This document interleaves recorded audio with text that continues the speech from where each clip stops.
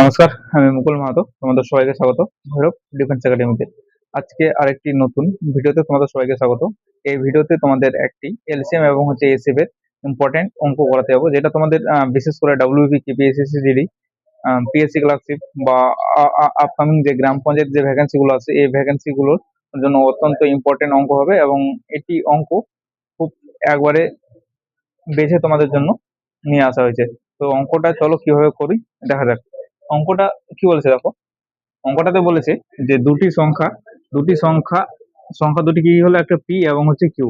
এর গসাগু হলো এক্স। দুটি সংখ্যা পি এবং কিউ, এদের গসাগু হলো এক্স। যাদের মধ্যে একটি কিউ, যাদের মধ্যে কিউ এর মান, মানে যাদের মধ্যে কিউ একটি সংখ্যা এবং কিউ এর মান কি দেওয়া আছে এক্স ওয়াই হলে, তাদের বলেছে যে লসাগু কত হবে।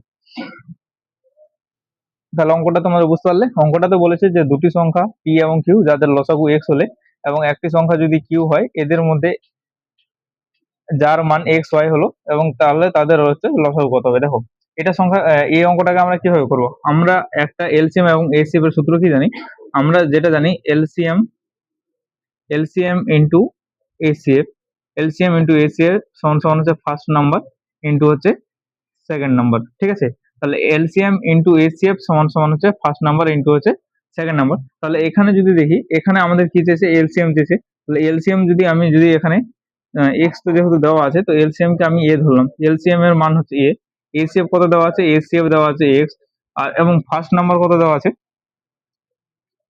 ফার্স্ট নাম্বার দেওয়া আছে পি, এবং সেকেন্ড নাম্বার কত দেওয়া আছে কিউ। ঠিক আছে, তাহলে এলসিএম ইন্টু এসিএফ সমান সমান হচ্ছে ফার্স্ট নাম্বার ইন্টু হচ্ছে সেকেন্ড নাম্বার। তাহলে এখানে যদি আমরা দেখি, তাহলে এর মান আমাদেরকে কাকে বের করতে হবে, এলসিএম এর মান বের করতে হবে। তাহলে এ সমান সমান আমরা কি বলতে পারি, তাহলে এ সমান সমান আমরা বলতে পারি, এ সমান সমান বলতে পারি পি ইন্টু হচ্ছে কিউ বাই হচ্ছে এক্স। ঠিক আছে, P into Q by x.